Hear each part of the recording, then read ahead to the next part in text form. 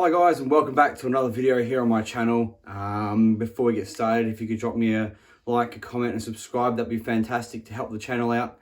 Obviously going to do a match reaction to the Leeds versus Southampton game. Southampton 1, Leeds 0. Where do you start with this? It's going to be a shorter video. I don't think there's much to say except for just poor. It's a poor performance, poor result. Not what we wanted at all. You could look at this as a glass half full or a glass half empty situation. Glass half full, there's only 8 games in, but we're starting to see a trend now. And I thought if we could kick on in the next couple of games, beat Southampton and beat Wolves, get a roll on. But now Wolves beat Aston Villa overnight. It just doesn't look like we're going to be able to beat Wolves either, and we're realistically in a relegation dogfight at the moment. At the current time, look, 3 games from now might be different, but we said this before, and now when you look at it, Liverpool aside and Man United aside, we've now versed a bunch of teams that are below us. Newcastle below us, Burnley below us, Watford below it, or Watford above us now, I think, or whatever it is, can't remember. And Southampton were below us before the start of the game, and I only beat one of them. I know we got draws against Newcastle and Burnley, but we should be beating them. We were well and truly better than we should. Well, actually, no, we weren't. Now I think about it, we weren't. I think it just shows where we are at the moment. I don't think we invested well enough. Firpo was a good enough signing. We needed a left back, and that's great. Sign up Jack Harrison, yeah, great, but he hasn't played because of COVID, and he was poor. We needed a midfielder. We really, really, really needed a midfielder. You look at it now, what I would have done to get Lewis O'Brien in from Huddersfield, and it seems like such a everyone was saying at the time, oh, we don't want him, mate. 8 million from Huddersfield who was struggling, blah, blah, blah. But I'll tell you what, I'd take him in a heartbeat at the moment, because we look so out of it. Look, glass half full again. Yet we had two main players out, Rafinha and Phillips, but they had Che Adams and Ward-Prowse out, and they were able to fill gaps, and they pressed us and made it difficult for us. And I don't think Phillips makes a difference in that game. I think Bamford would have been isolated. I think that Rafinha probably would have struggled as well. I mean, he probably would have got some moments, but just overall, we looked poor. We just, back to that devoid of ideas. And I don't know how we can put in performance against West Ham and look like we're going to beat West Ham. Should have beat West Ham. Should have put more past against Watford. I did say that. I did say we should have scored more goals against Watford. We really should have, and it shows how we're struggling to score goals at the moment. Last year, we just outscored opponents. We'd put 4, if they scored 3, we'd put 4 past them. This year, we can't score. We're struggling to score, and we're getting beat, and we're getting punished because of it. Rodrigo, we need to sign somebody who's going to push Bamford, because Rodrigo is not the guy. I've wanted to back him. I like Rodrigo. I was really hoping he'd be the one, but it just doesn't look like it. And as soon as Bamford comes back in, he'll just drop back into midfield again. Rodrigo will just drop into midfield, and he'll be poor again. And then we're back in this situation where we're filling gaps. Stuart Dallas has been poor this year. He goes from player of the year to just one of the worst. I don't know what's going on. If it's a personal thing, I don't know if these players have been stretched too far. You've got to remember, these guys were championship quality players at best, and now they're in the Premier League, and they did well last year, but just not the level. They need Radrizzani has to spend money. He has to buy in January, because the teams below us, Newcastle, will spend. We know that now. I think an article the other day said they've got 190 million, and they were looking at Bellingham and Haaland and stupid stuff like that you just go, well, they're going to be out of the relegation zone, because they'll just pick the players they need. They'll get themselves out of trouble, and we'll be left behind again if we don't sign anyone. We need to overhaul the midfield. Click isn't up to it. He hasn't played well since the championship. He's had the odd game here and there at best. Dallas look, we can't rely on him coming good again. We can't rely on him just coming back to form. I'm sure he will. I like Dallas. I'm sure he will come back into form. But you can't just assume he's gonna. We can't rest on Adam Forshaw because he's had major injuries and he's injury prone. And we've only seen him in the championship. You know, I know Bielsa says that he was the best player in the squad, but a lot's changed since then. So you can't rely on Forshaw either. We need a striker who's gonna push Bamford, and if Bamford's not scoring goals, we need to start looking at other players that can come on and score. Rodrigo's not the guy. We need a player. Edouard from Crystal Palace would have been fantastic. Gallagher goes to Crystal Palace and looks fantastic. Players we missed out on. Edouard went for £12 million. And we say we didn't have £12 million when we shelled 30 on Dan James. We could have had a backup striker quite easily for 12 million there. Somebody who would score. He will score goals with the opportunities we create. He will put them in the back of the net. But he's gone now. He's gone to Crystal Palace, and he's just in a good rotation. He's in a squad that will be quite comfortable this year. But here we are needing that sort of player, someone we can bring off the bench that's going to just nick a goal and create that little special something. Because as much as I love Bamford, the chances come to him, and he needs a good 4 or 5 chances to put one in the back of the net. The best I've seen him play was Aston Villa, where everything he got, he scored. He doesn't do that. He's not that sort of striker. I know he works hard, and that's great, but maybe he comes on, runs them ragged for 60 minutes, runs the back line ragged, and then another guy comes on, someone prolific, like a Danny Ings would be fantastic as well. Like, these are sort of players that we should be looking at, and it's just a bit frustrating at the moment. I'm trying to stay positive, but realistically, we're in a relegation battle and I don't want to say, like, I love Bielsa. I wouldn't speak a bad word about him. He's been stubborn at times, but I won't say anything bad about him. I will always love Bielsa for what he's done. Radrizzani, I will always love Radrizzani for what he's done to this club and bring us to the Premier League, but there needs to be at some point, I think Radrizzani's listened to Bielsa, and this is just speculation, I don't know, but it sounds like Bielsa's gone, I'm happy with the squad. Don't spend any money, it's okay, I'm happy with the squad. And Radrizzani's going, okay, I mean, that's fair, and it's a fair point listening to the manager who's done all the right things, and Bielsa wants a small squad, but it's just shown so far this year, when we don't have centre-backs in, we struggled. Like, we were bringing in youth players, and I know Creswell played well, but that's just pure arsiness. That could have quite easily gone wrong. We don't have a backup striker, too thin. We got no midfield, too thin. Didn't have full-backs until we got no left back except for Firpo now. We don't have any backup there. Right back, we got Shackleton and Ayling, so there's a bit of depth there. Centre backs have now got depth because they're all back, but it was unfortunate they're all injured at the same time. The wing, we got enough, I'd say enough depth. We've got Somerville that can come in, Dan James, Rafinha and Harrison, so that's fine. But we need another striker because Rodrigo's is not the guy.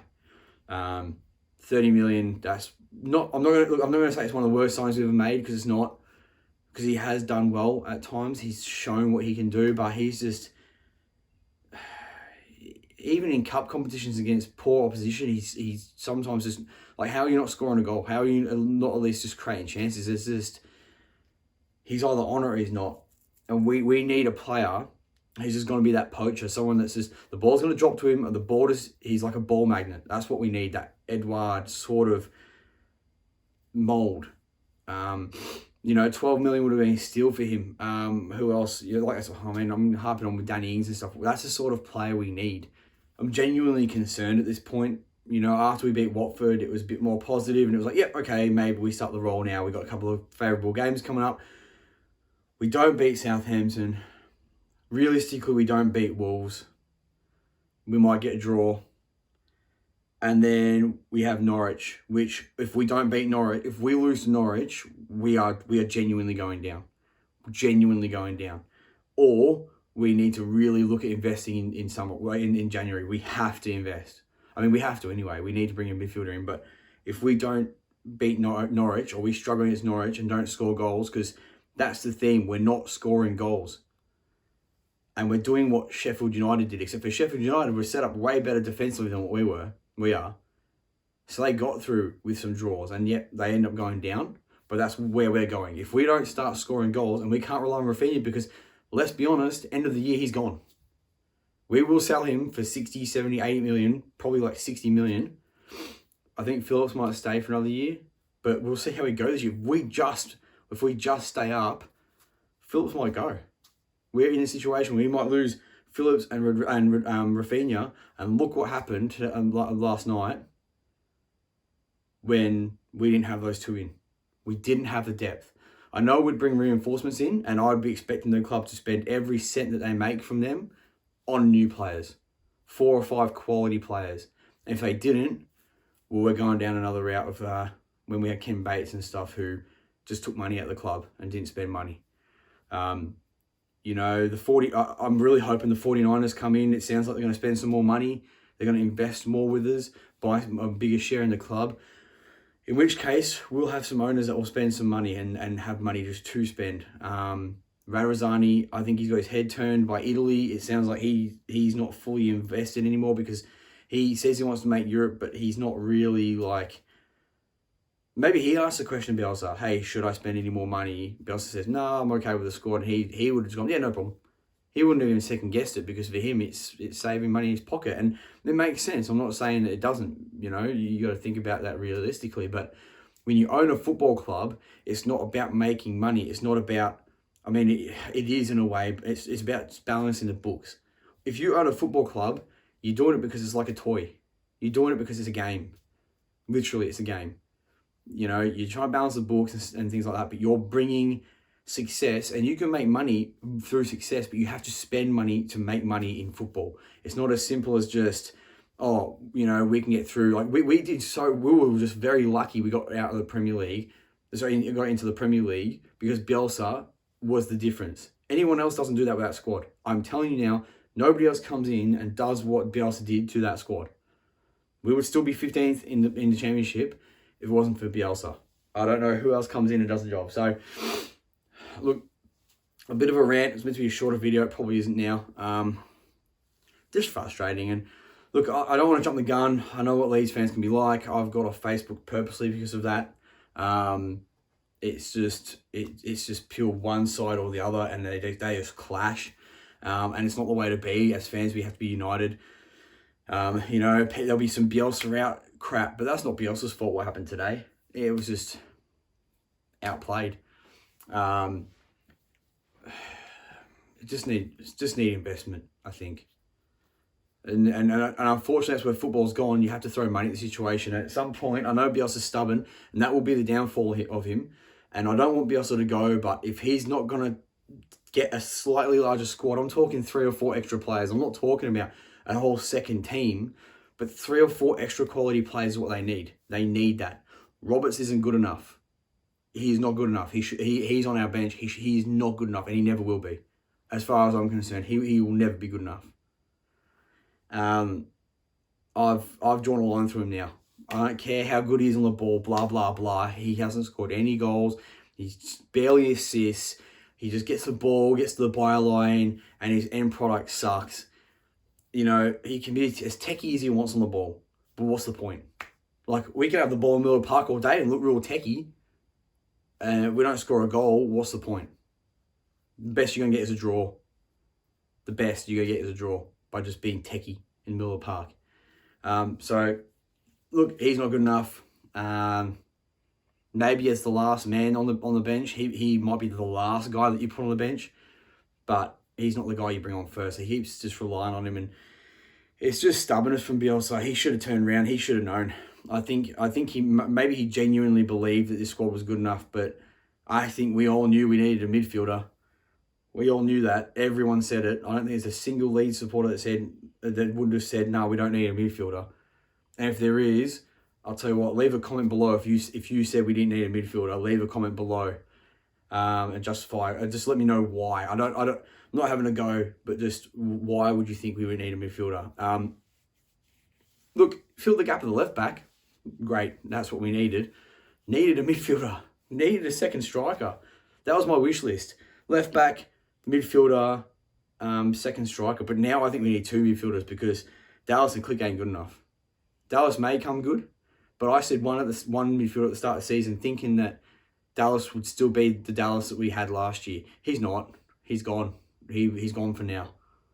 Don't know if he's going to come back. Football's a fickle game. He may not come back. That Dallas might be gone.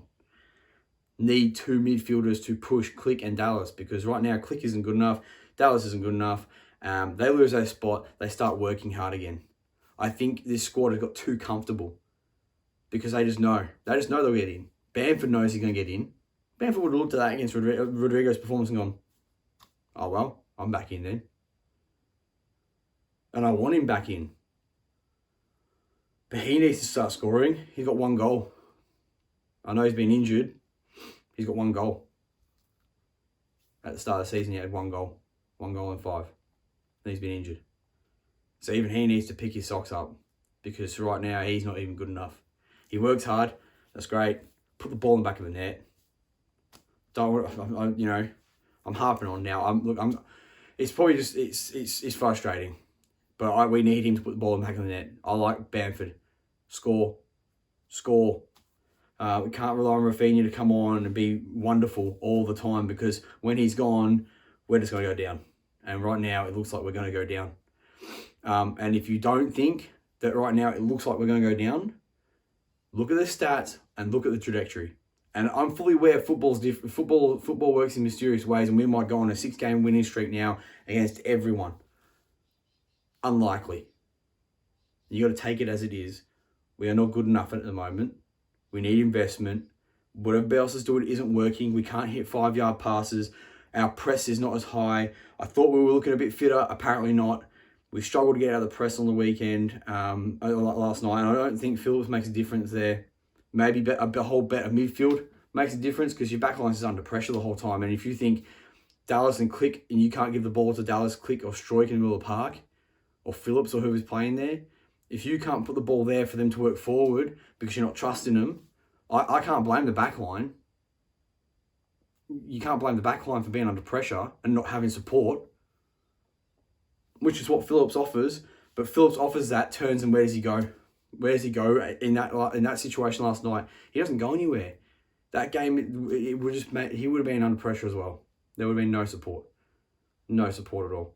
Stroik will probably get a bit of a cop out. He won't get a cop out. He's been put in a situation where unfortunately he might cop some flack for not performing as good as Phillips. But look at Dallas and Click. Really, they need to really pull their head in. You get paid that much money for what? That's just poor. Rafinha is not even from Leeds or even from the UK, and he puts his heart on the sleeve and every single game. He wants to win. It's not even for Leeds. He just wants to win. He doesn't like losing. Last night was the first time I think I saw this Leeds team give up. Even against Man United, when we got beat 6-1, we didn't look like we were going to give up. We looked like we gave up last night. That's the first time that's happened in a long time. So that's the worst performance I've seen under Bielsa. I'll wrap it up as that. I'll get my Premier League reactions out on Tuesday probably. So stick around for that. I'll leave on a positive note. It's only 8 games in. It's the only positive from it, but we're only 8 games in. 30 to go. Arsenal in the cup. I'm hoping we get beat so we just concentrate on the league. Anyway. Thanks for watching. If you enjoyed it, please leave me a like and a subscribe. Watch my Premier League content as well. And yeah, I really appreciate it, guys. Again, I know it's not the video that you wanted to hear, but look, all the videos I've watched so far have been pretty negative as well. So you can't blame me for being a bit more negative than usual. But look, on to Wolves. Let's just fingers crossed that it was just a blip, but it's starting to become a trend now.